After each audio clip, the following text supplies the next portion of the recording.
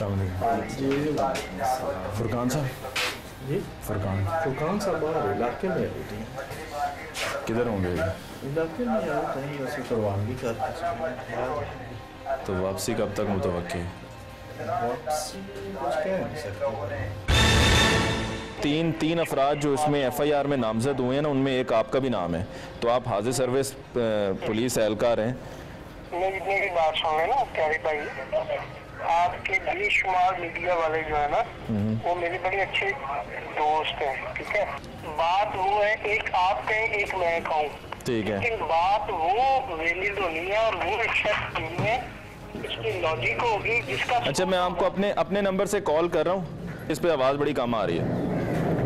मेरी बात सुन लेना, वो रिकॉर्डिंग वगैरह ना आप कर रहे हो। रिकॉर्डिंग कर भी लेंगे तो भाई उसमें क्या हर्ज है? आप कोई गलत बंदे थोड़ी हैं, झूठे थोड़ी हैं, सच्चे हैं ना। मेरी बात सुन लेना। अच्छा, मुझे ये बताएं, पिछले 1 साल में आपके कितने तबादले हुए हैं? वो भाई तबादले होना हो नहीं, लेकिन वो यही है ना कि 1 साल में आपके तबादले इसी वजह से ज़्यादा हुए हैं कि किसी भी जगह पर आपको एक्सेप्ट नहीं किया जाता है किसी भी थाने में। प्यारे भाई मेरी बात सुन लो, मैं एविडेंस से अपना काम जो है ना, वर्किंग हार्ड वर्किंग, वो सामने रखूंगा पूरे डिपार्टमेंट में। अगर किसी की उतनी होगी तो फिर भी मैं कसूरवार। 6 तबादले हुए हैं आपके पिछले 1 साल में। तो भाई मैं खुद करवाता रहा हूँ अपनी मर्जी से। खुद तबादले कराते हैं अपनी मर्जी की जगह पे? जी जनाब। आपकी तफ्तीश हुई है अब तक? मेरी बात सुन लेना, मैं सरकार ये तो बता दें, आपकी अपनी तफ्तीश हुई है कि नहीं हुई? भाई मैं कल या परसों तफ्तीशी अफसर के पास जा रहा हूँ और वहाँ पे जा रहे हैं। कल या परसों आप तफ्तीशी अफसर के पास जा रहे हैं और इस वाक़े को 12 दिन हो चुके हैं, अभी तक आप पेश नहीं हुए। असल में आपकी इत्तला के लिए अर्ज है कि ये जो मुज़य्यन है जी, पुलिस है और जो इलाका है, सबको पता है कि मेरा फॉल्ट नहीं है, ठीक है। वो उन सब के कहने पर ही मैं आपके पास आया हूँ मेरे भाई। FIR तो जिसका नुकसान हो वहाँ होता है, उसका हक होता है, वो चाहे प्रेसिडेंट पर करवा दे, किसी पर भी करवा दे।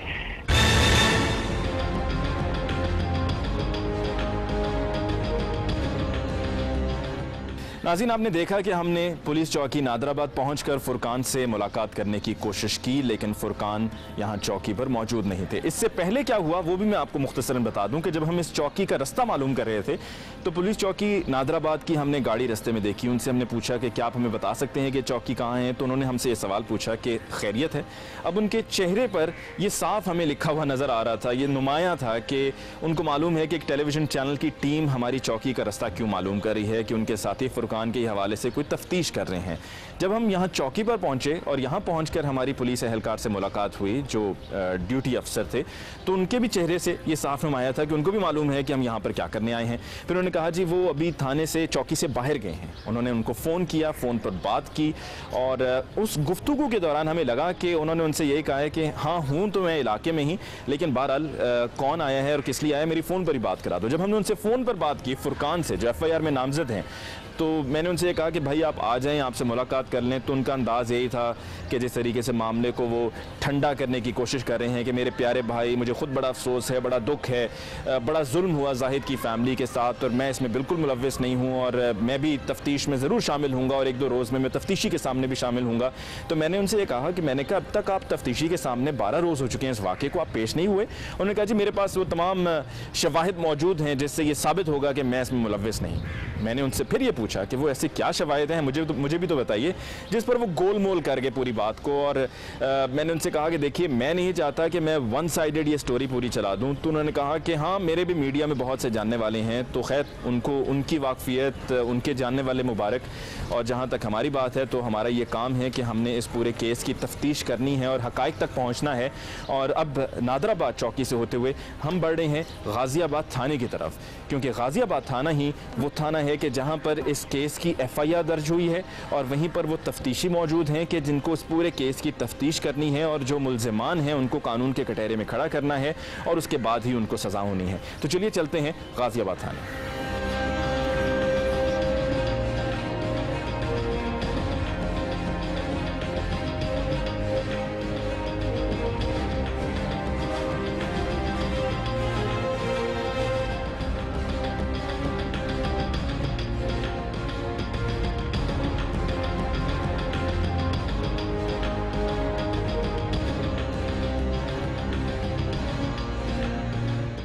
जब हम मौजूद हैं थाना गाज़ियाबाद में, यही वो मुतल्लिका थाना है कि जहां पर ये 302 का पर्चा दर्ज हुआ है और मुल्ज़िमान 3 जिन पर ये पर्चा दर्ज हुआ है उनमें अंसर उर्फ बिल्ली हैं, उनके वालिद हैं मोहम्मद अकरम और तीसरे पुलिस एहलकार फुरकान हैं जो कि नादराबाद चौकी में तैनात हैं। अब बात हम करते हैं तफ्तीशी अफसर हमारे साथ हैं नज़ीर अवान साहब।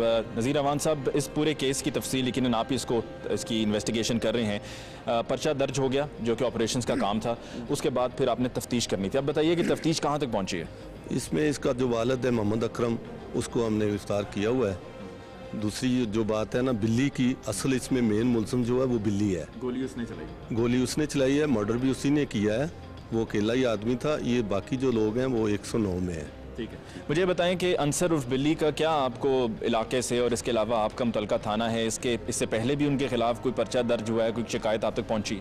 इसके खिलाफ 2-3 पर्चे पहले हैं, मनशियात वगैरह के हैं। 12 सा लड़का है ये, तो आवारागर्दी है, इसलिए वो उसका अभी तक वो पता नहीं चल रहा। इंशाल्लाह हम जल्द जल्द उसे गिरफ्तार कर लेंगे। ठीक है, मुझे ये बताइए कि नज़ीर साहब कि जब कोई तफ्तीश होती है किसी कत्ल के मुकदमे में 302 के, तो तरीक़ा तफ्तीश क्या होता है, किस तरीके से आप इस पूरी तफ्तीश को लेकर चलते हैं? जब मर्डर होता है उसमें पोस्टमार्टम वगैरह करवाना होता है, वो सारे लवाजमात जो हैं वो नाश के मुतल्लिका होते हैं, वो हमने क्वाइफ इकट्ठे करने होते हैं। मौके से जितनी चीज़ें हमें मिले वो हमने इकट्ठी करनी होती हैं।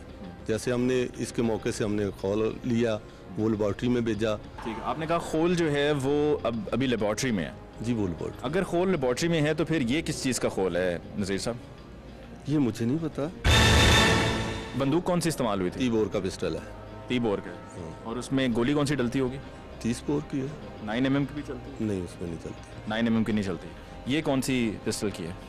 30 की लगती है ये। 30 की है, और ये 30 बोर के ही पिस्टल था जो कि यूज़ हुआ। तो आपने वहाँ पर लगता है जाकर सही से उसको इलाके को कॉर्डन ऑफ करके जगह को इन्वेस्टिगेट नहीं किया? मैंने उस जगह का सारा मुआयना किया है, लेकिन मे भी ये हो सकता है पहले का कहीं पड़ा हो। अच्छा, मुझे बताएं, ये फुरकान नामी पुलिस एहलकार है जो कि तीसरा शख्स है जिसको नामजद किया गया है FIR में, अब तक उसको गिरफ्तार नहीं किया गया, अब तक उसको तफ्तीश में शामिल नहीं किया गया, ऐसा क्यों? नहीं, ऐसी कोई बात नहीं है। उसकी गिरफ्तारी के लिए हमने तरह किया हुआ है। इंशाल्लाह वो तो अभी भी ड्यूटी पर है, वो तो अभी तक घूम रहा है, काम कर रहा है। वो इंशाल्लाह ताला हम इजाज़त लेकर SP साहब से इंशाल्लाह उसे गिरफ्तार करेंगे। अच्छा, उनके वालिद जो हैं अकरम साहब जिनको आपने गिरफ्तार किया, क्या वो हवालात में बंद है? नहीं, अभी नहीं वाला। कहाँ है वो? रखा हुआ है, हमारे पास है वो। कहाँ रखा हुआ? इधर ही हमारे पास ही है। नहीं तो उनको अपने हवालात में क्यों नहीं बंद किया? अगर आपने कर रहे हैं ना उसको लेकर रेड गिरफ्तारी भी डाल दे, हम उसको रेड के लिए लेकर जा रहे हैं ना। लेकिन फिर भी आप उनको हवालात में तो बंद कर सकते हैं ना? तो किया हुआ था ना, अभी निकाला उसे। आप उनसे मुलाकात करा सकते हैं हमारी? हम सिर्फ देखना चाह रहे हैं कि वो कहाँ पर है। करवा देते हैं। ठीक है, हमारे साथ जी नज़ीर साहब हैं। नज़ीर साहब ने कहा है कि अभी वो हमारी मुलाकात भी करवा देते हैं। जो दूसरा शख्स जिसको अब तक इस पूरे मामले में, इस केस में, इस FIR में 302 की FIR है, गिरफ्तार किया जा चुका है और वो वालिद भी हैं अंसर के जिसने गोली चलाई, वो पुलिस के हवालात में है। अब हमारी मुलाकात होगी उनके वालिद से और देखते हैं कि क्या उनकी गिरफ्तारी वाकई हुई है, और अगर हुई है तो वो इस पूरे मामले में अपने बेटे के हवाले से क्या कहते हैं।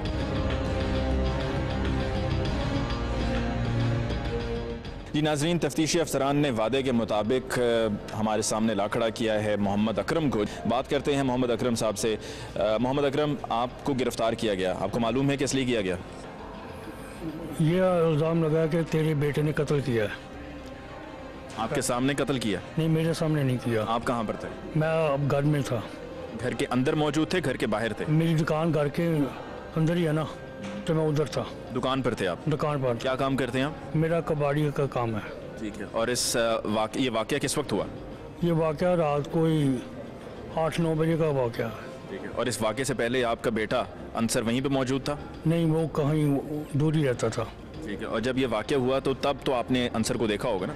हाँ, नहीं, यही पता चला कि अंसर ने गोली मारी और दौड़ गया। आपने किसी से सुना? आपने खुद नहीं देखा? नहीं देखा। आप गलत बयानी क्यों कर रहे हैं अकरम साहब? आपने तो खुद, आपकी कबाड़िया की दुकान है, आपने शटर बंद किया है जो कि इलाके के लोगों ने बताया, और दुकान आपकी ऊपर थोड़ी है, पहली मंजिल पे या दूसरी मंजिल पे, आपकी दुकान तो बाहरी गली में है। मैं सही बात बताऊंगा, मैंने जब सुना है ना तो मैं घर भाग के गया हूँ। साथ जो मेरा घर है, मैं घर जाकर बताया, मैंने कहा अपनी वाइफ को, बच्चों को ये काम हो गया है। मैं फिर आगे दुकान बंद की है, मैंने दुकान बंद करके फिर मैं घर चला गया हूँ। फिर हमने अंदर से दरवाजे बंद कर लिए। फुरकान से आपका क्या ताल्लुक है? फुरकान मेरा भतीजा है। भतीजा है जी। और फुरकान का और अंसर का आपस में कितना गहरा ताल्लुक है? कोई इस तरह गहरा तल्लुक नहीं है। मुलाकात वगैरह होती रहती थी? मुझे क्या पता, मैं अपनी दुकान पे सुबह 8 बजे बैठ जाता हूँ, रात को 8 बजे दुकान बंद कर देता हूँ। नहीं, लेकिन आप अब इतने भी तो भोले हैं, इतने सीधे साधे नहीं है कि आपको ये नहीं पता कि आपका बेटा क्या करता है? आपका बेटा नशा करता है, आपका काम बेटा नशा करता है, मंशियात का काम करता है? मंशियात का काम करे इतना पता, नशा करता है, मंशियात का काम भी करता है, करता होगा। लेकिन वो सब लोग ये कहते हैं कि फुरकान उनकी मदद करता है, उनको कहता है करते हैं तो करो। लोग तो कह रहे, लोग कहते नहीं है, वो मदई कहते हैं या मदइयों के दोस्त कहते हैं, लोगों को क्या कह रहे हैं। चलिए आप सच सच ये बताते हैं कि फुरकान क्या मंशियात का काम करता है? क्या? फुरकान क्या मंशियात का काम करता है? नहीं, बिल्कुल नहीं करता। नहीं करता। अच्छा, आपका भाई जो है, जिस दरवाजे की मैं बात कर रहा हूँ, वहाँ पर वो बैठ के, जो कि मैंने कहा कि मंशियात बेचता है, और उसी की वजह से वो जगह भी मशहूर हुई हुई है कि हाँ जी यहाँ पे बैठ के मंशियात फरोश हो रही होती हैं। वो जो बैठा होता है ना, वो बारिश होता है, घर उसको कोई नहीं आने देता, ठीक है ना। वो उधर बैठ के पीता है, बेचता नहीं है, पीता है, खुद पीता है। जो जाहिद के साथ हुआ वो, उस पर आप क्या कहेंगे? मैं क्या कह सकता हूँ, मैंने आंखों से नहीं देखा, सुना ज़रूर है कि तेरे बेटे ने गोली मारी है। मैंने तो उनको कहा था कि कहीं ढूंढ के उसको लाए, असल हकीकत बयान करे कि किसने मारा है, किसने नहीं मारा, जो भी वाज़ह तौर पर बताए कि किस लिए मारा गया। आप ये समझते हैं ना और ये जानते हैं कि एक घर में, कि जहाँ पर कुछ दिन के बाद शादी होनी थी जाहिद की और शादी की तैयारियाँ हो रही थी, वहाँ पर अब सफ़ाए मातम बिछा हुआ है और उनके घर का चश्मो चराग जो है वो अब इस दुनिया में नहीं। हाँ, समझता हूँ, मेरे हमसाया मुझे बेहतर पता है। आपको इस पूरे वाक़े का दुख है? दुख, इतना दुख है कि मुझे इतना दुख है कि मेरे लड़के को गोली लग जाती ना तो वो बेहतर था। इस वाक़े से इतना दुख है। और आपके बेटे को गिरफ्तार होने के बाद इस वाक़े में वो मुलव्विस है, सारा इलाका इसकी गवाही देता है कि हमारी आंखों के सामने ये सब हुआ है और मफरूर भी है, तो ये नहीं, क्या सज़ा होनी चाहिए? मैंने आंखों से नहीं देखा हुआ, सुना ज़रूर है। अगर उसने किया, जितनी भी सज़ा हो जाए, मुझे कोई दुख नहीं होगा।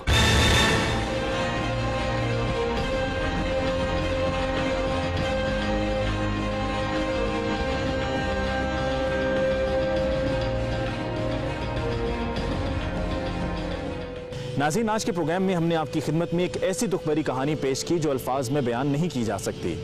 जाहिद एक ऐसा नौजवान जो ज़िंदगी का एक नया सफ़र शुरू करने वाला था और मुस्तकबिल के कई सुनहरी ख्वाब देखे होंगे, लेकिन सफ़ाक कातिल की गोली का निशाना बना। जाहिद के लवाकिन के लिए आज महज आंसू और सिसकियों के अलावा और कुछ नहीं, और एक उम्मीद कि कातिल को जल्द अज जल्द गिरफ्तार किया जाएगा, कानून के कटहरे में खड़ा किया जाएगा और इबरतनाक सज़ा सुनाई जाएगी। कातिल आज गिरफ्तार नहीं हुआ, लेकिन कब तक इसी तरह से छुपता रहेगा? आखिर गिरफ्तार होगा और उसको सज़ा होगी। आखिर में हम दुआ करते हैं कि अल्लाह ताला तमाम माओं के बच्चों को अपने हिफ्ज़ व अमान में रखे, जाहिद के लवाकिन को सब्र जमील अता फरमाए और जाहिद को जवारे रहमत में जगह अता फरमाए।